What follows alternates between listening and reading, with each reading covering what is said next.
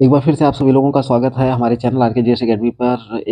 Request करता हूँ आप लोगों से कि प्लीज़ चैनल पर अगर नया विजिट कर रहे हो तो प्लीज़ चैनल को सब्सक्राइब कर लें और वीडियो को लाइक और शेयर करना एकदम से मत भूलिए।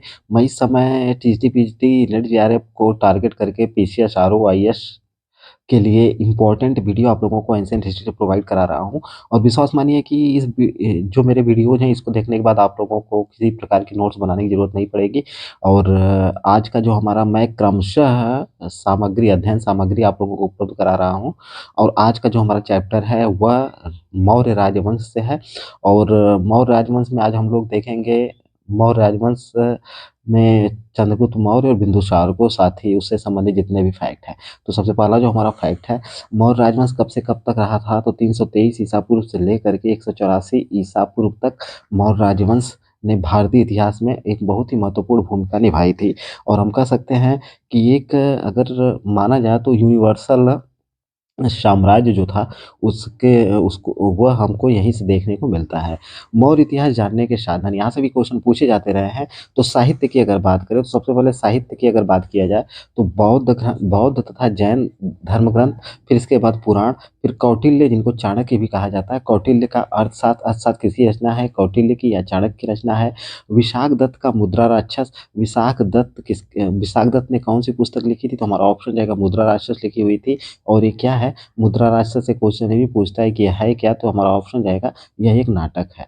ठीक है, इसके बाद विदेशी विवरण और इसके बाद पुरातत्व, तो ये सभी स्रोत हैं जिनसे हमें मौर्य राजवंश के बारे में जानकारी मिलती है। ठीक है, और अगर बौद्ध ग्रंथों में अब देखा जाए, अलग अलग देखते हैं हम लोग। बौद्ध ग्रंथों में देखते हैं तो बौद्ध ये दीपवंश है, एक महावंश है, एक महावंश टीका है, एक महाबोधि वंश है और दिव्यावदान है। ये सभी बौद्ध धर्म ग्रंथों से धर्म से संबंधित ग्रंथ हैं।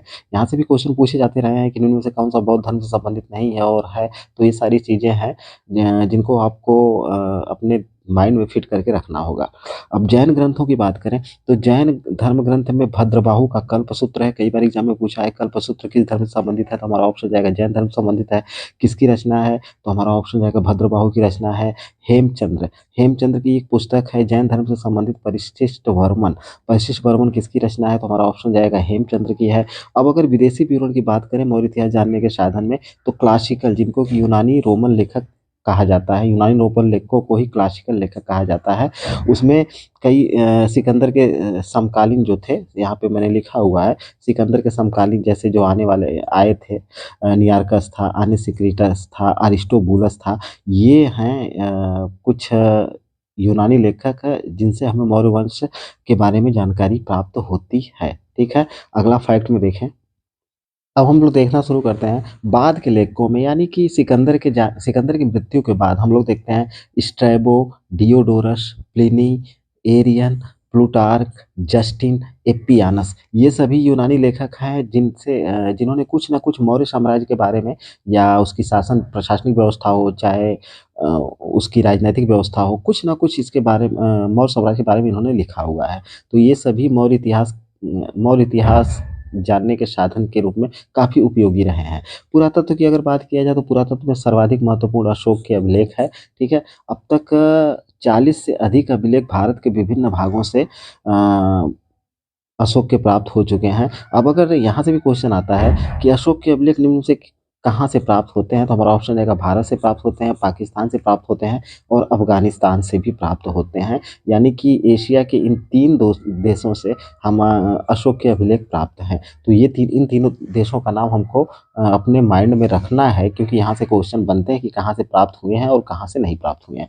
अशोक के अभिलेख की अगर बात किया जाए तो अशोक के अभिलेख में हमें एक चीज़ पर ध्यान रखना ज़रूरी है। हालाँकि मैं अशोक के अभिलेख जितने भी अभिलेख, शिलालेख वगैरह हैं, इसके बारे में हम लोग अगले चैप्टर में मैं एक वीडियो आपको प्रोवाइड कराऊँगा कि उसके जो शिलालेख हैं, स्तंभ लेख हैं, गुहा लेख हैं या लघु शिलालेख हैं, स्तंभ लेख हैं, दीर्घ हों चाहे लघु हों, तो किस अभिलेख में क्या वर्णन मिलता है, वहाँ से भी क्वेश्चन आते हैं। अभी यहाँ पे हम लोगों को थोड़े से फैक्ट जानने की ज़रूरत है। अशोक के अभिलेखों को मेनली 3 भागों में बाँटा गया। अशोक के अभिलेख जो हैं इनको 3 भागों में बाँट करके हम पढ़ सकते हैं। एक है शिलालेख और एक है स्तंभ लेख और एक है गुहा लेख, ठीक है। तो शिलालेख में 2 प्रकार के आते हैं, एक दीर्घ शिलालेख है और एक लघु शिलालेख है। स्तंभ लेख में दीर्घ स्तंभ लेख है और लघु स्तंभ लेख है, और एक अलग प्रकार का लेख प्राप्त होता है जिसे गुहा लेख, जो पर्वतों कंदराओं में हमको देखने को मिलते हैं, जो अशोक के चैप्टर हम लोग आगे देखेंगे, ठीक है। प्रसिद्ध इतिहासकार डी.आर. भंडारकर की अगर बात किया जाए, तो यहाँ से भी क्वेश्चन आया हुआ है कि किस इतिहासकार ने केवल अशोक के अभिलेखों के आधार पे ही उसका सफल इतिहास लिखने का प्रयास किया है, तो हमारा ऑप्शन जाएगा डी.आर. भंडारकर महोदय ने। देखिए यहाँ पे लिखा हुआ है कि प्रसिद्ध इतिहासकार डी.आर. भंडारकर महोदय ने केवल अभिलेखों, मतलब केवल अभिलेख के आधार पर, केवल अभिलेखों के आधार पर अशोक का इतिहास लिखने का सफल प्रयास किया है। डी.आर. भंडारकर महोदय का हमको नाम याद करके रखना होगा। सबसे पहले 1750 ईस्वी में, ईस्वी ये सन याद करके रखना है, क्योंकि 1750 ईस्वी में किसने, टिफेन थेलर महोदय ने, ये टिफेन थेलर थे, इन्होंने ही किस अभिलेख यानी दिल्ली मेरठ अभिलेख को खोजा था। अशोक के अभिलेख को किस सन में खोजा गया, तो हमारा ऑप्शन जाएगा 1750 में खोजा गया। किसने खोजा, तो हमारा ऑप्शन जाएगा टिफेन थेलर महोदय ने खोजा। और किस अभिलेख को खोजा, तो हमारा ऑप्शन रहेगा दिल्ली मेरठ अभिलेख को खोजा। फिर इसके बाद हमारा दूसरा फैक्ट जो आईएमपी है, सर्वप्रथम 1837 ईस्वी में जेम्स प्रिंसेप, ये बहुत ही वीआईएमपी है, यहाँ से क्वेश्चन खूब बना है, अशोक के दिल्ली टोपरा अभिलेख को पढ़ने में सफलता प्राप्त की थी। तो यहाँ से भी क्वेश्चन कई बार आया हुआ है कि किस विद्वान ने सबसे पहले अशोक के अभिलेख को पढ़ा था, तो हमारा ऑप्शन होगा जेम्स प्रिंसेप ने पढ़ा था। किस सन में पढ़ा था, तो हमारा ऑप्शन होगा 1837 में पढ़ा था। और किस अभिलेख को पढ़ा था, तो हमारा ऑप्शन जाएगा दिल्ली टोपरा अभिलेख को पढ़ा था। अशोक के सभी अभिलेखों की भाषा कैसी है, तो हमारा ऑप्शन जाएगा प्राकृत है, जैसे हम लोगों की भाषा हिंदी है। अशोक के अभिलेखों की लिपियां कौन कौन सी है, तो हमारा ऑप्शन जाएगा ब्राह्मी है, खरोष्टी है, आर्मेइक है और यूनानी है। यानी यहाँ से भी हमको याद करके रखना है कि अशोक के अभिलेखों की भाषा क्या है, तो प्राकृत है। और लिपि क्या है, जैसे हिंदी की लिपि क्या है, देवनागरी, उसी प्रकार से अशोक के अभिलेखों की जो लिपियां हैं वो 4 है। कौन कौन सी, ब्राह्मी, खरोष्टी, आर्मेइक और यूनानी है, ठीक है। बहुत ही वीआईएमपी फैक्ट है। इसके अतिरिक्त क्षेमेंद्र की एक पुस्तक है जिसका नाम है बृहद कथा मंजरी। तो क्षेमेंद्र की बृहद कथा मंजरी और सोमदेव की पुस्तक का क्या नाम है, कथा सरित सागर से भी मौर्य वंश के बारे में जानकारी प्राप्त होती है। तो यहाँ से भी क्वेश्चन पूछे जाते हैं कि बृहद कथा मंजरी किसकी रचना है, तो हमारा ऑप्शन जाएगा क्षेमेंद्र की है। कथा सरित सागर किसकी रचना है, तो हमारा ऑप्शन जाएगा सोमदेव की रचना है, जो मौर्य साम्राज्य के इतिहास को जानने के लिए काफी उपयोगी है। अब हम लोग चलते हैं सबसे पहले शासक चंद्रगुप्त मौर्य की तरफ। चंद्रगुप्त मौर्य ने कब से कब तक शासन किया था, 322 ईसा पूर्व से लेकर 298 ईसा पूर्व तक शासन किया था, इसको भी हमको जानना जरूरी है। और मौर्य साम्राज्य का संस्थापक कौन था, तो हमारा ऑप्शन जाएगा चंद्रगुप्त मौर्य था। चंद्रगुप्त के जन्म और जाति के बारे में विद्वानों में अत्यधिक मतभेद है, कई विद्वान कई तरह की बातें करते हैं। अब उसको हम लोग यहाँ पे देखते हैं जो एग्जाम के दृष्टिकोण से आईएमपी है। विष्णु पुराण में चंद्रगुप्त मौर्य को शूद्र कहा गया है। किस पुराण में या पुराणों में चंद्रगुप्त मौर्य को क्या कहा गया है, शूद्र कहा गया है, मेनली विष्णु पुराण में। विष्णु पुराण के भाष्यकार कौन है, तो हमारा ऑप्शन जाएगा श्रीधर स्वामी है। तो विष्णु पुराण के जो भाष्यकार श्रीधर स्वामी हैं, उन्होंने क्या बोला है, चंद्रगुप्त मौर्य को नंदराज की पत्नी यानी घननंद, जो अंतिम शासक था, घननंद की पत्नी मुरा से उत्पन्न बताया है। तो किसने चंद्रगुप्त मौर्य को मुरा से उत्पन्न बताया, तो हमारा ऑप्शन जाएगा श्रीधर स्वामी ने बताया है, ठीक है। और ये मुरा किसकी पत्नी थी, तो हमारा ऑप्शन जाएगा नंदराज की पत्नी थी। या इजी टू मॉडरेट वे में क्वेश्चन करता है कि किस धर्म ग्रंथ के भाष्यकार ने चंद्रगुप्त मौर्य को घननंद का पुत्र बताया, तो हमारा ऑप्शन जाएगा श्रीधर स्वामी ने बताया है। विशाख दत्त के मुद्रा राक्षस, विशाख दत्त बहुत वीआईएमपी है, इनकी पुस्तक का क्या नाम है, तो हमारा ऑप्शन जाएगा मुद्रा राक्षस है। नंदवंश को चंद्रगुप्त मौर्य का पितृकुल भूत कहा गया है, यानी पिता के कुल का कहा गया है, ठीक है। तो ये भी बहुत ही वीआईएमपी है कि किस पुस्तक में चंद्रगुप्त मौर्य को नंदवंश को चंद्रगुप्त मौर्य का पितृकुल भूत कहा गया, तो हमारा ऑप्शन जाएगा विशाख दत्त के मुद्रा राक्षस में, ठीक है। ये भी वीआईएमपी फैक्ट था। मुद्रा राक्षस में चंद्रगुप्त मौर्य को वृषल, कई बार एग्जाम में पूछा गया है कि वृषल शब्द का प्रयोग किसके लिए हुआ है, तो हमारा ऑप्शन जाएगा चंद्रगुप्त मौर्य के लिए हुआ है। कुलहीन शब्द का प्रयोग किसके लिए हुआ है, तो हमारा ऑप्शन जाएगा चंद्रगुप्त मौर्य के लिए हुआ है। और किस पुस्तक में हुआ है, तो हमारा ऑप्शन जाएगा मुद्रा राक्षस में हुआ है। और मुद्रा राक्षस किसकी रचना है, तो हमारा ऑप्शन जाएगा विशाख दत्त की रचना है, ठीक है। अब इसी मुद्रा राक्षस की बात करें तो मुद्रा राक्षस के टीकाकार का क्या नाम है, तो हमारा ऑप्शन जाएगा धुंडीराज है। तो मुद्राराक्षस जो टीकाकार है धुंडीराज ने चंद्रगुप्त मौर्य को सर्वार्थ सिद्धि नामक राजा की दो पत्नियां, सुनंदा जो कि क्षत्रिय थी और एक मुरा जो कि शूद्र थी, में से मुरा से उत्पन्न बताया है। तो यहाँ से भी ये सारे फैक्ट आईएमपी हैं कि मुद्राराज के टीकाकार कौन है, तो हमारा ऑप्शन रहेगा धुंडीराज है। ठीक है, और किसने जो है मतलब चंद्रगुप्त मौर्य की माता का नाम मूरा बताया है, तो हमारा ऑप्शन रहेगा धुंडीराज ने बताया है। मूरा क्या थी, शूद्र थी। ठीक है, और किसने जो है चंद्रगुप्त मौर्य के पिता का नाम सर्वार्थ सिद्धि बताया है, तो हमारा ऑप्शन रहेगा मुद्राराज। तो यहाँ से किसी भी तरह से क्वेश्चन बन सकते हैं और पूछे जाते रहे हैं। सोमदेव की पुस्तक का क्या नाम है, कथा सरित सागर है। और क्षेमेंद्र की पुस्तक का क्या नाम है, बृहद कथा मंजरी है। इन दोनों पुस्तकों में भी चंद्रगुप्त मौर्य को क्या बताया गया है, शूद्र बताया गया है। तो यहाँ से क्वेश्चन खूब बनते हैं बड़े एग्जामों में कि निम्न में से कौन से धर्म ग्रंथ में इसको शूद्र कहा गया है या नहीं कहा गया है। ये सारी पुस्तकें जितनी भी यहाँ पे उपलब्ध करा रहा हूँ मैटर, अगर आपको याद रहेंगे तो आप आराम से ऑप्शन कर ले जाएंगे। जस्टिन जो यूनानी लेखक है चंद्रगुप्त मौर्य को निम्न कुल का बताता है। जस्टिन किस यूनानी लेखक ने चंद्रगुप्त को निम्न कुल का बताया, तो हमारा ऑप्शन जाएगा जस्टिन ने बताया है। स्पूनर के अनुसार चंद्रगुप्त मौर्य पारसिक था, यानी कि किस यूनानी लेखक ने, सॉरी स्पूनर यूनानी लेखक नहीं है, ये बाद के विद्वान है। किस मतलब विद्वान ने चंद्रगुप्त मौर्य को पारसिक कहा है, तो हमारा ऑप्शन जाएगा स्पूनर ने कहा है। छत्री, अब देखिए जितने भी जैन धर्म ग्रंथ हैं और बौद्ध धर्म ग्रंथ हैं चंद्रगुप्त मौर्य को क्या बताते हैं, तो हमारा ऑप्शन जाएगा छत्री बताते हैं। तो ये हमें फैक्ट याद करके रखना है कि जैन ग्रंथ और बौद्ध ग्रंथ चंद्रगुप्त मौर्य को क्या बोलते हैं, छत्री वंश का बताते हैं। अब इनमें से किस पुस्तक में क्या कहा गया ये भी आईएमपी है। महाबोधि वंश किस धर्म ग्रंथ से संबंधित है, तो हमारा ऑप्शन जाएगा बौद्ध धर्म से संबंधित है। इस ग्रंथ में चंद्रगुप्त मौर्य को क्या कहा गया है, तो हमारा ऑप्शन जाएगा नरेंद्र कुल संभव कहा गया है। यानी नरेंद्र कुल संभव किसको कहा गया है, तो चंद्रगुप्त मौर्य को कहा गया है। और किस ग्रंथ में कहा गया है, तो महाबोधि वंश में कहा गया है।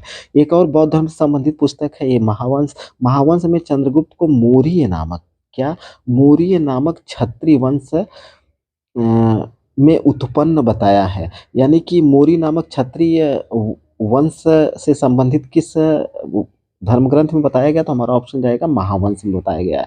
और इसका स्पष्ट प्रमाण भी हमको मिल जाता है, अशोक का एक लौरिया नंदनगढ़ अभिलेख है। ठीक है, तो उसके नीचे मयूर की आकृति है। यहाँ से भी क्वेश्चन बनते हैं, हालांकि हम लोग जब अशोक को पढ़ेंगे तो वहाँ पे इस पे डिटेल में चर्चा होगी। तो मयूर की आकृति अशोक के किस स्तंभ लेख के नीचे है, तो हमारा ऑप्शन होगा लौरिया नंदनगढ़ के नीचे है। ठीक है, ये VIMP फैक्ट है। अब अगले फैक्ट की देखा जाए, सर्वप्रथम ग्रुनवेडेल, ये VIMP है। यहाँ से भी क्वेश्चन खूब बने हैं और पूछे भी गए हैं। सर्वप्रथम ग्रुनवेडेल नामक विद्वान ने बताया कि मोर मौर्यों का राजकीय चिन्ह था। तो मौर्यों का राजकीय चिन्ह क्या था, तो हमारा ऑप्शन जाएगा, सर्वप्रथम ग्रुनवेडेल नामक विद्वान ने बताया कि मोर मौर्यों का राजकीय चिन्ह था। तो मोर किसका राजकीय चिन्ह था, तो हमारा ऑप्शन होगा मौर्यों का राजकीय चिन्ह मोर था। और सर्वप्रथम किसने बताया था, तो हमारा ऑप्शन जाएगा कि ग्रुनवेडेल जी ने बताया था। महापरिनिर्वाण सूत्र किस धर्म ग्रंथ से संबंधित है, तो बौद्ध धर्म ग्रंथ से संबंधित एक पुस्तक है। इसमें क्या कहा गया है, इसमें मौर्यों को पिपलीवन का शासक और क्षत्रिय वंश का बताया गया है। तो ये भी बौद्ध धर्म ग्रंथ से संबंधित है। और पीछे हम लोग देख चुके हैं कि बौद्ध धर्म ग्रंथ और जैन धर्म ग्रंथ जो हैं ये मौर्यों को किस वंश का बताते हैं, क्षत्रिय वंश का बताते हैं। अब जैन ग्रंथ की बात करें तो इसमें हेमचंद का परिशिष्ट वर्मन कई बार पूछा गया है कि परिशिष्ट वर्मन किस धर्म ग्रंथ से संबंधित है, तो जैन धर्म ग्रंथ से संबंधित है।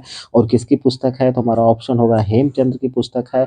और इसमें क्या कहा गया है, इसमें भी मौर्यों को मयूर पोषकों के ग्राम के मुखिया के पुत्री का पुत्र बताया गया है। तो पुत्री का पुत्र, मयूर पोषकों के ग्राम के मुखिया की पुत्री का पुत्र किस धर्म ग्रंथ में बताया गया, तो हमारा ऑप्शन होगा हेमचंद के परिशिष्ट वर्मन में।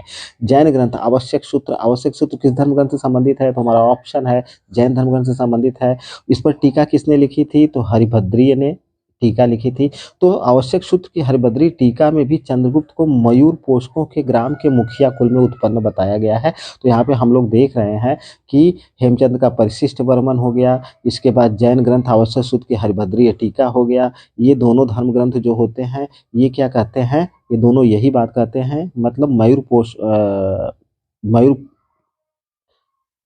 सॉरी मयूर पोषकों, ये दोनों धर्म ग्रंथ मयूर पोषकों के क्षत्रिय कुल से संबंधित करते हैं। किसको, चंद्रगुप्त मौर्य को। यूनानी लेखक प्लूटार्क क्या बोलता है? यूनानी लेखक प्लूटार्क के अनुसार भी चंद्रगुप्त मौर्य उच्च कुल का था। ठीक है, ये VIMP है। किस यूनानी लेखक ने चंद्रगुप्त मौर्य को उच्च कुल का बताया है? तो हमारा ऑप्शन है प्लूटार्क ने बताया है। और इसने यह भी कहा था कि जब वो युवक था तब सिकंदर से मिला था। तो सिकंदर से भेंट करने की बात किस क्लासिकल लेखक ने बताई है? तो प्लूटार्क ने बताई है। निष्कर्ष के तौर पे अगर हम बात करें तो निष्कर्ष के तौर पे अधिकांश विद्वान जैन और बौद्ध धर्म ग्रंथ के प्रमाण को सत्य मानते हैं। यानी कि निष्कर्ष के तौर पे अधिकतर विद्वान क्या मानते हैं कि चंद्रगुप्त मौर्य क्या था? क्षत्रिय था। और यह किस कुल में उत्पन्न हुआ था? तो हमारा ऑप्शन होगा मौर्य वंश कुल में उत्पन्न हुआ था। अब चंद्रगुप्त मौर्य के प्रारंभिक जीवन की अगर हम बात करें तो ये भी इसके जाति निर्धारण की तरह अत्यधिक विवादास्पद है। ठीक है, बौद्ध ग्रंथों के अनुसार चंद्रगुप्त का पिता मौर्य वंश का मुखिया था। ये पीछे हम लोग देख चुके हैं। पिता की मृत्यु के समय चंद्रगुप्त माता के गर्भ में था। यानी उसके पिता की जब मृत्यु हुई तो वह माता के गर्भ में था। और इसका जन्म कहाँ हुआ था? तो हमारा ऑप्शन है पाटलिपुत्र में इसका जन्म हुआ था। फिर बाद में क्या होता है कि एक गोपालक ने चंद्रगुप्त का पालन पोषण किया था। अब किसी कारण से यह एक गोपालक के हाथ में पड़ गया था, पता नहीं जो भी रीजन रहा हो। तो इसका पालन पोषण किसने किया था? तो हमारा ऑप्शन होगा गोपालक ने किया था, यानी ग्वाले ने किया था। गोपालक ने क्या किया था? बड़ा होने पर उसको एक शिकारी के हाथों बेच दिया था। गोपालक ने किसको बेचा? तो हमारा ऑप्शन है शिकारी को बेच दिया था। और चंद्रगुप्त मौर्य को पशुओं की देखभाल करने की जिम्मेदारी सौंप दी गई थी। एक बार जब चंद्रगुप्त क्या कर रहा था, एक राजकीलम VIMP फैक्ट है, यहाँ से क्वेश्चन आता है कि चंद्रगुप्त मौर्य कौन सा खेल खेल रहा था? तो राजकीलम नामक खेल खेल रहा था। उसी समय कौटिल्य या चाणक्य की नज़र इस पर पड़ती है। किस खेल को खेलते समय? राजकीलम नामक खेल को खेलते समय। और उसकी प्रतिभा से चाणक्य बहुत ही प्रभावित हो जाता है। और कौटिल्य या चाणक्य ने उसको कितने कांसार्पण में खरीदा था? तो 1000 कांसार्पण क्या थी? एक प्रकार की मुद्रा थी। इसको दे करके उसको खरीद लिया। VIMP फैक्ट है। अब इसके बाद अगले फैक्ट में हम चलें तो चंद्रगुप्त को साथ लेकर के जब खरीद लेता है शिकारी से 1000 कांसार्पण में, तो उसको लेकर के तक्षशिला आता है। और उस समय कौटिल्य चाणक्य किसका तक्षशिला बहुत ही प्रसिद्ध महाविद्यालय था, उसका क्या था? आचार्य था। चाणक्य ने तक्षशिला में ही, कहाँ पर? तक्षशिला में ही चंद्रगुप्त मौर्य को विविध प्रकार की शिक्षा दी थी, जिसमें सैन्य शिक्षा भी शामिल थी। तो चंद्रगुप्त मौर्य को शिक्षा दीक्षा किसने दी थी? चाणक्य ने दी थी। और कहाँ पर दी थी? तक्षशिला में दी थी। अब एक और यूनानी लेखक है जिनका नाम है प्लूटार्क। तो प्लूटार्क की तरह एक यूनानी लेखक है जस्टिन। ठीक है, तो जस्टिन ने भी चंद्रगुप्त कि सिकंदर से भेंट का वर्णन किया है। तो सिकंदर से भेंट करने का जिक्र 2 लेखकों ने किया है। कौन-कौन से? तो हमारा ऑप्शन होगा प्लूटार्क और जस्टिन ने किया था। और जस्टिन ये बताता है कि सिकंदर चंद्रगुप्त की स्पष्टवादिता से बहुत रुष्ट हुआ तथा उसे मार डालने का आदेश दिया था, लेकिन चंद्रगुप्त मौर्य किसी प्रकार से बच करके वहाँ से चला आया था। तो ये VIMP फैक्ट है कि किसने जो है इस बात का वर्णन किया है कि सिकंदर चंद्रगुप्त को मारना चाहता था। तो हमारा ऑप्शन होगा जस्टिन। ठीक है, राज्यारोहण की अगर इसकी बात करें तो 323 ईसा पूर्व में बेबीलोन में सिकंदर की मृत्यु के पश्चात, जब सिकंदर की मृत्यु हो जाती है, कब होती है? यहाँ से भी क्वेश्चन आया हुआ है। 323 ईसा पूर्व में, तो उसके सेनापतियों में राज्य को बंटवारे को लेकर एक बेबीलोन की संधि हुई थी। तो ये राज्य निर्धारण के लिए ये सारे फैक्ट हैं। तो इस बंटवारे में जो बेबीलोन की संधि हुई थी, उस बंटवारे में सिकंदर द्वारा विजित भारतीय प्रदेश भी शामिल थे। यानी कि 323 ईसा पूर्व तक भी अगर माना जाए तो राजा नहीं बना था चंद्रगुप्त मौर्य। ठीक है, 321 ईसा पूर्व में सिकंदर के सेनापतियों के बीच एक और संधि हुई थी, जिसको कहा जाता है ट्री ट्रिपरैडिस की संधि हुई थी, जिसमें भारतीय प्रदेशों का उल्लेख नहीं है। बेबीलोन की संधि में उल्लेख है और 321 ईसा पूर्व में जो संधि होती है उसमें उल्लेख नहीं है। अर्थात 321 ईसा पूर्व तो भारतीय प्रदेश यूनानी दासता से मुक्त हो चुके थे। यानी कि 321 तक यूनानी दासता से भारतीय प्रदेशों को मुक्ति का मतलब क्या मिलता है, क्या निकलता है निष्कर्ष, कि इस समय चंद्रगुप्त मौर्य शासक बन चुका था। अब इस आधार पर अगर हम देखें तो चंद्रगुप्त मौर्य के राज्याभिषेक या राजारोहण की तिथि क्या निकल करके आती है? 323 ईसा पूर्व और 321 ईसा पूर्व के बीच। यानी कि 323 बेबीलोन की संधि और ट्रिपेरिडस की संधि के पहले अर्थात 322 ईसा पूर्व VIMP फैक्ट है, यानी उसके राजारोहण की तिथि 322 ईसा पूर्व माना जा सकता है। कैंट नगर चीन से वर्ष गणना का एक अभिलेख मिला हुआ है, जिसको क्या बोलते हैं, डाटेड रिकॉर्ड कहते हैं। इसमें कुल कितने बिंदु हैं, यहाँ से क्वेश्चन आया हुआ है, तो 489 बिंदु हैं और यह बुद्ध के महापरिनिर्वाण के 1 वर्ष के बाद प्रारंभ होता है। से भी चंद्रगुप्त मौर्य के राजारोहण की तिथि 322 ईसा पूर्व ही निकलती है। मतलब इस कैंट नगर चीन की गणना से भी क्या होता है, चंद्रगुप्त मौर्य के राजारोहण की तिथि 322 ईसा पूर्व ही निकलती है, इसलिए 322 ईसा पूर्व तिथि को प्रामाणिक माना जा सकता है। चंद्रगुप्त मौर्य के विविध नाम, सैंड्रोकोटस, ये किसका नाम है, कई बार एग्जाम में आया है, तो हमारा ऑप्शन होगा चंद्रगुप्त मौर्य का नाम है। और कोटस किसने किसने कहा है, तो इन तीनों का नाम हमको याद करके रखना होगा। स्ट्रोबो उसको बोलता है, एरियन उसको बोलता है और जस्टिन इसको बोलता है। तो सैंड्रोकोटस नाम से 3 यूनानी लेखकों ने संबोधित किया है। तो कौन से यूनानी लेखक ने सैंड्रोकोटस कहा है या नहीं कहा, यहाँ से क्वेश्चन बनते हैं, इसलिए इन तीनों का नाम हमको याद करके रखना पड़ेगा। अब उसी तरह से एंड्रोकोटस, एंड्रोकोटस किसने किसने कहा है, तो एक एपियानस है और एक प्लूटार्क है। तो प्लूटार्क और एपियानस ने चंद्रगुप्त मौर्य को एंड्रोकोटस कहा है, यानी एंड्रोकोटस किसको कहा गया है, चंद्रगुप्त मौर्य को कहा गया। और सैंड्रोकोप्टस, कोटस नहीं, सैंड्रोकोप्टस एक ही लेखक ने बोला है और उसका नाम क्या है, नियार्कस है। तो ये सारे फैक्ट किसने क्या नाम, किस नाम से चंद्रगुप्त मौर्य को पुकारा है, ये VIMP, ये सब हमको याद करके रखने पड़ेंगे। सर्वप्रथम 28 फरवरी, ये डेट हमको याद करके रखना है। 18 फरवरी 1793 ईस्वी में सर विलियम जोन्स ने रॉयल एशियाटिक सोसाइटी जो थी, एक संस्था थी, उसके सम्मुख बताया कि सभी नाम चंद्रगुप्त मौर्य के ही लिए ही प्रयुक्त किए गए हैं। तो सर्वप्रथम किसने ये बताया था कि सैंड्रोकोप्टस या एंड्रोकोप्टस या सैंड्रोकोटस किसका नाम था, तो हमारा ऑप्शन जाएगा सर विलियम जोन्स ने। और कब, तो हमारा ऑप्शन जाएगा 28 फरवरी 1793 ईस्वी को। अब इसके उपलब्धियों पर चर्चा किया जाए। उत्तर पश्चिमी सीमा प्रांत की विजय में अगर हम देखते हैं, तो सर्वप्रथम चंद्रगुप्त मौर्य ने कहाँ पर आक्रमण किया था, तो हमारा ऑप्शन होगा मगध पर आक्रमण किया था। अब लेकिन यहाँ पे क्या हो जाता है, पराजित हो जाता है। इससे संबंधित कुछ कहानी मिलती है। तो बौद्ध ग्रंथ है महाबोधि वंश, ठीक है। इसमें एक लड़के द्वारा गरम चपाती बीच से खाने के कारण बार बार हाथ जलने व माता द्वारा डांटकर उसे समझाने का वर्णन है। तो गरम चपाती के खाने का वर्णन और माता द्वारा डांटे जाने का वर्णन किस धर्म ग्रंथ में, महाबोधि वंश में है, ठीक है। इसका मतलब क्या निकलता है कि जैसे चंद्रगुप्त मौर्य ने मगध पर आक्रमण किया था, तो बीच पर, यानी कि मगध साम्राज्य उस समय बीच में था, तो बीच पर आक्रमण करना उचित नहीं था। उसे सबसे पहले क्या करना चाहिए था कि जैसे रोटी को बीच से न खा करके किनारे से तोड़ करके खाना चाहिए, उसी प्रकार सर्वप्रथम उसको मगध पर आक्रमण नहीं करके सर्वप्रथम उत्तर पश्चिम सीमा प्रांत, यानी कि जो सीमाओं के राज्य थे, सबसे पहले उनको विजित करते हुए मगध पर आक्रमण करना चाहिए था। इसी प्रकार जैन ग्रंथ परिशिष्ट बर्मन में एक लड़के द्वारा खीर को मध्य भाग से खाने व हाथ जलने का वर्णन है। तो खीर को मध्य भाग से खाने और हाथ जलने का वर्णन किसमें है, तो परिशिष्ट बर्मन में है, जो कि जैन धर्म ग्रंथ से संबंधित है। इसका भी अर्थ यही निकलता है कि चंद्रगुप्त मौर्य को क्या करना चाहिए था, सबसे पहले मगध पर आक्रमण नहीं करके सबसे पहले उत्तर पश्चिमी सीमा प्रांत को विजित करना चाहिए था, इसके बाद मगध पर आक्रमण करना चाहिए था। और बाद में हम देखते हैं कि चंद्रगुप्त मौर्य ने वही कार्य किया। यहाँ से भी क्वेश्चन बने हुए हैं कि सर्वप्रथम चंद्रगुप्त ने क्या किया था, उत्तर पश्चिमी राज्यों को जीतना शुरू किया था। इसके बाद सर्वप्रथम उसने उत्तर पश्चिम राज्यों को जीता, इसके बाद उसने पंजाब को जीता और इसके बाद उसने क्या किया, सिंध को अपने साम्राज्य में मिलाया। और परिशिष्ट वर्मन, ये जैन धर्म ग्रंथ है। और मुद्रा राक्षस विशाख दत्त के हम लोग पीछे देख चुके हैं। परिशिष्ट वर्मन और मुद्रा राक्षस में चंद्रगुप्त की मगध विजय का वर्णन है। तो मगध विजय की वर्णन, मतलब मगध विजय, चंद्रगुप्त की मगध विजय का वर्णन किन ग्रंथों में है, तो हमारा ऑप्शन होगा मुद्रा राक्षस और परिशिष्ट वर्मन में है। तो इसमें जो है नंद शासक, ये जो मगध का युद्ध हुआ था, जिसमें किसके किसके बीच हुआ था, तो उस समय घननंद था उस समय, और घननंद और उसका सेनापति भद्रसाल था। तो भद्रसाल और घननंद को चंद्रगुप्त मौर्य ने पराजित किया था और नंद साम्राज्य का विध्वंस किया था। मगध की विजय में पर्वतक, ऐसा जिक्र मिलता है कि पर्वतक नामक एक हिमालय प्रदेश का राजा था। तो उसने जो है किसका सहयोग किया था, नंदों को हराने में, तो हमारा ऑप्शन होगा पर्वतक नामक राजा ने। बौद्ध ग्रंथ मिलिंद पन्नु, बहुत ही VIMP है। मिलिंद पन्नु किस धर्म ग्रंथ से संबंधित है, तो हमारा ऑप्शन है बौद्ध धर्म ग्रंथ से संबंधित है। इसमें नंद और मौर्यों के युद्ध का वो अतिरंजित विवरण मिलता है। तो किसी भी स्रोत से हमें नंद और मौर्यों के बीच युद्ध का वर्णन नहीं मिलता है। कौन से धर्म ग्रंथ में मिलता है केवल, तो हमारा ऑप्शन होगा मिलिंद पन्नु में मिलता है। 325 ईसा पूर्व में सिंध का अंतिम यूनानी शासक फिलिप द्वितीय की हत्या कर दी जाती है।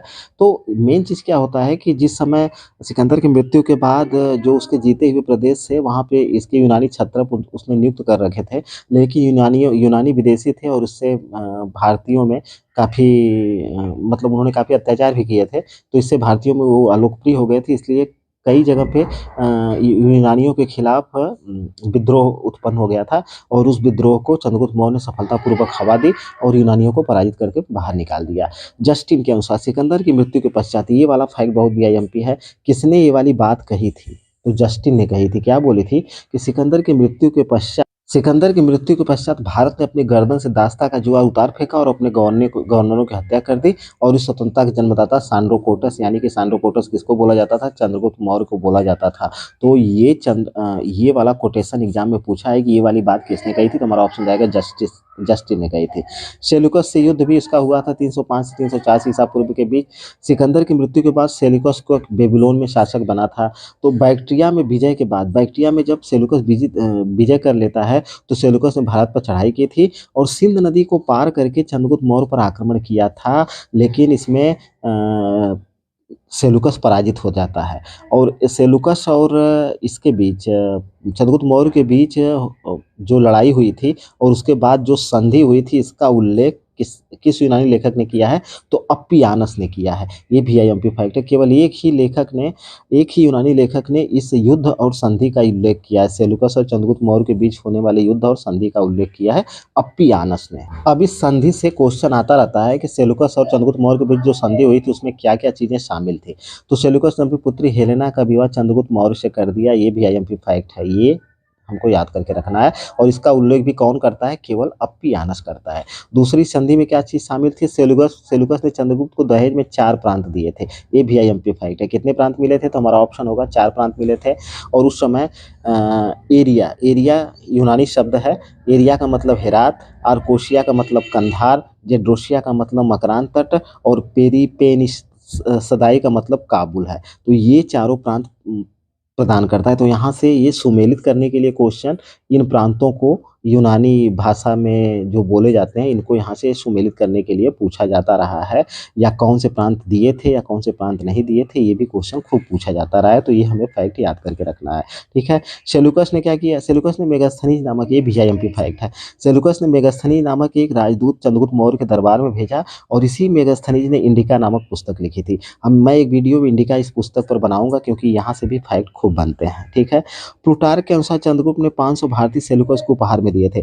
तो सेल्यूकस को 500 कितने हाथी दिए थे चंद्रगुप्त मौर्य ने उपहार में? तो हमारा ऑप्शन जाएगा 500 हाथी दिए थे। और ये किसने जिक्र किया है? तो हमारा ऑप्शन जाएगा प्लूटार्क ने जिक्र किया है। अगले फैक्ट में देखा जाए, एक शक महाक्षत्रप था यानी गवर्नर था जिसका नाम क्या था? रुद्रनामन। इसका एक अभिलेख है, गिरनार अभिलेख, बहुत ही वीआईएमपी है। गिरनार अभिलेख किसका है? तो हमारा ऑप्शन जाएगा रुद्रदामन का है और किस वंश से संबंधित है? शक यानी यूनानी था ये। पता चलता है कि चंद्रगुप्त मौर्य ने पश्चिम भारत में सौराष्ट्र तक की विजय प्राप्त की थी। तो पश्चिम भारत की विजय का वर्णन कहाँ से मिलता है? तो गिरनार अभिलेख से मिलता है। या सौराष्ट्र की विजय, चंद्रगुप्त मौर्य की विजय का वर्णन कहाँ से, वर्ण की जानकारी हमको कहाँ से प्राप्त होती है? तो हमारा ऑप्शन जाएगा शक महाक्षत्रप रुद्रदामन की गिरनार अभिलेख से। और इसी रुद्रदामन की गिरनार अभिलेख से ही ज्ञात होता है कि सौराष्ट्र में पुष्यगुप्त वैश्य, बहुत ही वीआईएमपी, कई बार एग्जाम में आया है कि सौराष्ट्र में पुष्यगुप्त वैश्य चंद्रगुप्त का राज्यपाल था। सौराष्ट्र में किसने चंद्रगुप्त मौर्य ने किसको राज्यपाल नियुक्त किया था? तो हमारा ऑप्शन होगा पुष्यगुप्त वैश्य को राज्यपाल नियुक्त किया था। और पुष्यगुप्त वैश्य ने ही सुदर्शन नामक झील का निर्माण करवाया था। कई बार एग्जाम में क्वेश्चन ये आया हुआ है। जस्टिन जो है चंद्रगुप्त की मौर्य की सेना को डाकुओं का गिरोह कहता है। कई बार एग्जाम में पूछा गया है कि किस यूनानी लेखक ने चंद्रगुप्त की मौर्य की सेना को डाकुओं का गिरोह कहा है? तो हमारा ऑप्शन जाएगा जस्टिन ने कहा है। प्लूटार्क ने क्या बोला है उसकी सेना के बारे में? प्लूटार्क कहता है कि चंद्रगुप्त मौर्य ने 6 लाख, कितनी लाख? 6 लाख की सेना लेकर संपूर्ण भारत को लौट डाला। तो किसने ये बात कही है? तो हमारा ऑप्शन होगा प्लूटार्क ने कही है। दक्षिण भारत की विजय की अगर बात करी जाए तो चंद्रगुप्त मौर्य के दक्षिण भारत की विजय के बारे में जानकारी हमें अशोक के अभिलेख, बौद्ध और जैन धर्म ग्रंथों से पता चलता है, ठीक है। दक्षिण भारत में सिद्धपुर, ब्रह्मगिरी, जटिंग, रामेश्वर की जो पहाड़ी है, यानी कि एक दक्षिण भारत के किस राज्य में पड़ते हैं? तो कर्नाटक के चित्रदुर्ग जिले में पड़ते हैं। वहाँ से अशोक के अभिलेख प्राप्त हुए हैं। इसी प्रकार गोबी मठ, पालकीकुड, मास्की गुटी जो कि आंध्र प्रदेश के कर्नूल जिले में है, यहाँ से भी अशोक के अभिलेख प्राप्त हुए हैं। लेकिन अशोक अपने अभिलेखों में क्या करता है कि इन प्रदेशों को, इनको जीतने का दावा नहीं करता है। तो इससे हम निष्कर्ष निकाल सकते हैं कि इन स्थानों की विजय चंद्रगुप्त मौर्य ने की होगी, क्योंकि बिंदुसार को इतिहास विजेता के रूप में याद नहीं करता। अशोक ने स्वयं अपने अभिलेखों में अपने दक्षिणी सीमा पर स्थित किसका किसका जिक्र किया है? चोल, पांड्य, सत्तीपुत्र, केरल पुत्र जातियों का उल्लेख किया। यहाँ से भी क्वेश्चन आया हुआ है कि किसका किसका उल्लेख अशोक ने किया है या नहीं किया है, तो चोल, पांड्य, सत्तीपुत्र और केरल पुत्र का उल्लेख किया है। 13वां शिलालेख बहुत ही वीआईएमपी है अशोक का, जो अशोक के पार्ट में हम लोग पढ़ेंगे। 13वें शिलालेख से पता चलता है कि दक्षिण भारत में अशोक ने केवल कहाँ की विजय की थी? कलिंग की विजय प्राप्त की थी, और इसके बाद उसने युद्ध कार्य को पूर्णतः बंद कर दिया था। तो इसलिए जो है इन सभी स्थानों की विजय का श्रेय हमको किसको देना पड़ेगा? तो हमारा ऑप्शन होगा चंद्रगुप्त मौर्य को देना पड़ेगा। एक जैन ग्रंथ है जिसका नाम है राजावली कथा। तो राजावली कथा में उल्लेख मिलता है कि अपने जीवन के अंतिम वर्षों में चंद्रगुप्त मौर्य ने किसकी शिष्यता ग्रहण कर ली थी? तो हमारा ऑप्शन जाएगा भद्रबाहु की शिष्यता ग्रहण कर ली थी। ये जैन साधु थे, ठीक है। और किस में जिक्र मिलता है? तो जैन ग्रंथ राजावली कथा में जिक्र मिलता है।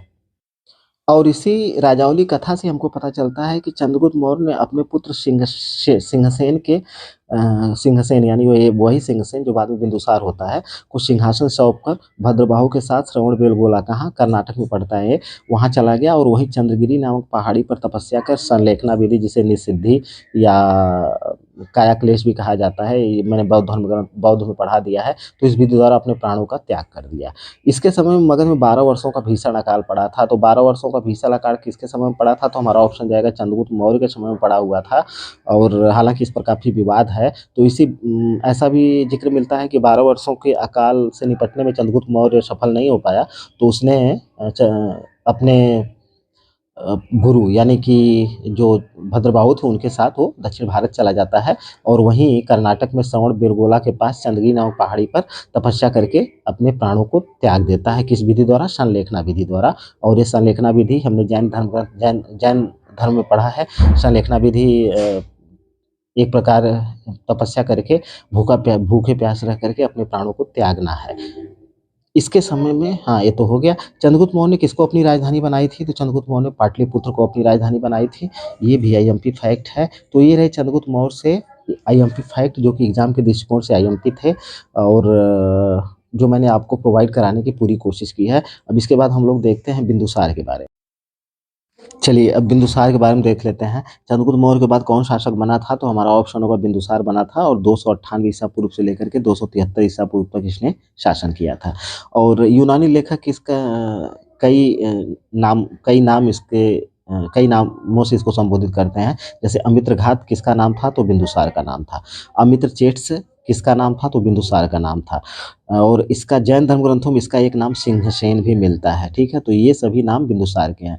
तो अमित्रघात या चेटस का हिंदी रूपांतरण क्या होगा? तो इसका मतलब होता है शत्रुओं का नाश करने वाला, ठीक है।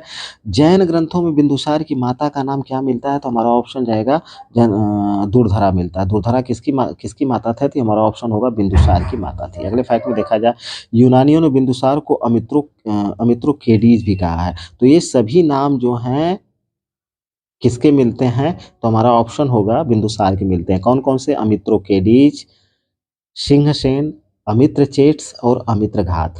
तो ये सभी नाम जो हैं किसके हैं? बिंदुसार के हैं, ठीक है। और उसकी माता का नाम क्या मिलता है? दुर्धरा मिलता है। बौद्ध ग्रंथ दिव्यावदान बौद्ध धर्म ग्रंथ से संबंधित एक पुस्तक है, ठीक है। में बिंदुसार के समय में कहाँ पे होने वाले विद्रोह का वर्णन है? तक्षशिला में। तो तक्षशिला में विद्रोह किसके शासनकाल में हुआ था? तो हमारा ऑप्शन जाएगा सर्वप्रथम बिंदुसार के शासनकाल में हुआ था। और कहाँ पे जिक्र मिलता है? तो हमारा ऑप्शन जाएगा दिव्यावदान में मिलता है। और इस विद्रोह को दबाने के लिए बिंदुसार ने किसको भेजा था? तो हमारा ऑप्शन जाएगा अशोक को भेजा था। और उस समय अशोक कहाँ का राज्यपाल था? तो हम कह सकते हैं उज्जैन या मालवा का राज्यपाल था। ये सभी फैक्ट बहुत ही वीआईएमपी हैं। यहाँ से क्वेश्चन खूब बने हुए हैं एग्जाम में, ये इसलिए इन सभी फैक्ट्स को हमको याद करके रखना बहुत ही जरूरी है। अब अगले फैक्ट में देखा जाए, स्ट्रेबो के अनुसार एक क्लासिकल या यूनानी लेखक है। तो स्ट्रेबो ने क्या बोला है कि सीरिया का जो शासक था, सीरिया के राजा कौन? एंटियोकस प्रथम ने डाइमेकस नामक राजदूत बिंदुसार के दरबार में भेजा था। ये बहुत वीआईएमपी है, कई बार एग्जाम में पूछा है कि डाइमेकस नामक राजदूत किसके दरबार में आया था? तो हमारा ऑप्शन जाएगा बिंदुसार के दरबार में आया था। ये किसका राजदूत था? तो हमारा ऑप्शन जाएगा एंटियोकस प्रथम का राजदूत था। और एंटियोकस प्रथम कहाँ का शासक था? तो हमारा ऑप्शन जाएगा सीरिया का शासक था। और किसने इसका जिक्र किया है? तो हमारा ऑप्शन होगा स्ट्रैबो ने जिक्र किया है। और बिंदुसार ने पत्र लिख करके किससे? एंटियोकस प्रथम से ही तीन वस्तुओं की मांग की थी। कौन कौन सी? अंगूरी मदिरा, ठीक है, दूसरा अंजीर, और तीसरा क्या मांगा था? दार्शनिक मांगा था। तो यहाँ से भी क्वेश्चन खूब बना है कि बिंदुसार ने किन किन चीज़ों की मांग की थी एंटियोकस प्रथम से। तो हमें तीनों चीज़ें याद रहनी चाहिए, अंगूरी मदिरा, अंजीर, दार्शनिक। कई बार एग्जाम में पूछे गए क्वेश्चन है। लेकिन एंटियोकस ने दार्शनिक को छोड़कर, यानी दार्शनिक को छोड़ करके दार्शनिक नहीं भेजा, बाकी अंजीर और अंगूरी मदिरा भेज दी थी। कि उसने कहलवा दिया था कि यहाँ पे हमारे कानून में दार्शनिकों का क्रय विक्रय नहीं किया जाता है, ठीक है। एंटियोकस ने दार्शनिक को छोड़कर अंगूरी मदिरा और अंजीर को भेज दिया था। प्लिनी के अनुसार, प्लिनी क्या जिक्र करता है? प्लिनी ये कहता है कि मिस्र के शासक टालमी फिलाडेल्फस द्वितीय ने डायनोसिस नामक राजदूत बिंदुसार के दरबार में भेजा था। तो डायनोसिस किसके दरबार में आया था? हालांकि इसके बारे में थोड़ा सा मतभेद है। तो हमारा ऑप्शन होगा बिंदुसार के दरबार में आया था। किसका राजदूत था? तो हमारा ऑप्शन जाएगा टालमी फिलाडेल्फस द्वितीय का राजदूत था। टालमी फिलाडेल्फस द्वितीय कहाँ का राजा था या शासक था? तो मिस्र का था। और इसका वर्णन किस यूनानी लेखक ने किया है? तो हमारा ऑप्शन जाएगा प्लिनी ने किया है। VIMP फैक्ट है बिंदुसार। अब बिंदुसार से 2-3 फैक्ट और देख लेते हैं। बिंदुसार के प्रधानमंत्री का नाम क्या था? तो हमारा ऑप्शन होगा खलनाटक था। एग्जाम में पूछा गया क्वेश्चन है, ठीक है। और दिव्यावदान के अनुसार, बौद्ध धर्म ग्रंथ है, पीछे हम लोग देख चुके हैं। दिव्यावदान के अनुसार आजीवक संप्रदाय के पिंगल वत्स, कौन? पिंगल वत्स एक आजीवक संप्रदाय था। इसको भी हम लोग पढ़ेंगे हिस्ट्री में। पिंगल वत्स से बिंदुसार के मधुर संबंध थे, या किससे उसकी मित्रता थी? तो हमारा ऑप्शन होगा पिंगल वत्स से थी। और पिंगल वत्स किस संप्रदाय का अनुयायी था? तो हमारा ऑप्शन जाएगा आजीवक संप्रदाय का अनुयायी था। और किस बौद्ध धर्म ग्रंथ में इसका जिक्र मिलता है? तो हमारा ऑप्शन जाएगा दिव्यावदान में मिलता है। तो ये रहे मौर्य साम्राज्य से सभी IMP फैक्ट। और एक चीज़ मैं आप लोगों को बता दूं कि ये राजनीतिक, एक प्रकार से हम लोग राजनीतिक इतिहास पढ़ रहे हैं। इसके बाद जब अशोक वाला चैप्टर समाप्त हो जाएगा तो हम तीनों को मिला करके उसके मौर्य साम्राज्य के सामाजिक, आर्थिक और प्रशासनिक इतिहास या व्यवस्था है, उसको हम लोग पढ़ेंगे, क्योंकि वहाँ से क्वेश्चन खूब बनते हैं। तो मिलते हैं नेक्स्ट वीडियो में। नेक्स्ट वीडियो में हम लोग अशोक को कंप्लीट करेंगे, अशोक के अभिलेखों को कंप्लीट करेंगे। इसके बाद इंडिका, इसकी मेगास्थनीज की इंडिका के बारे में कुछ तथ्य एक वीडियो में उपलब्ध कराऊंगा। और एक वीडियोज में मैं कौटिल्य के अर्थशास्त्र से जो IMP फैक्ट है एग्जाम के दृष्टिकोण से, उसको उपलब्ध कराऊंगा। तब जाकर के मौर्य साम्राज्य का चैप्टर समाप्त होगा। तो अभी मौर्य साम्राज्य से हम लोग मैं आप लोगों को 3 से 4 वीडियो प्रोवाइड कराता रहूँगा, कराऊंगा। फिलहाल एक बार फिर से आप लोगों से रिक्वेस्ट करता हूँ कि प्लीज़ चैनल पर अगर नए हो तो प्लीज़ चैनल को सब्सक्राइब कर लें और वीडियो को लाइक और शेयर करना एकदम से मत भूलें। मैं आप लोगों को मैंने बोल दिया है कि IAS, PCS, RO, TGT, PGT और नेट JRF से संबंधित जितने भी IMP फैक्ट हैं सभी मैं एक जगह आप लोगों को उपलब्ध कराता रहूँगा।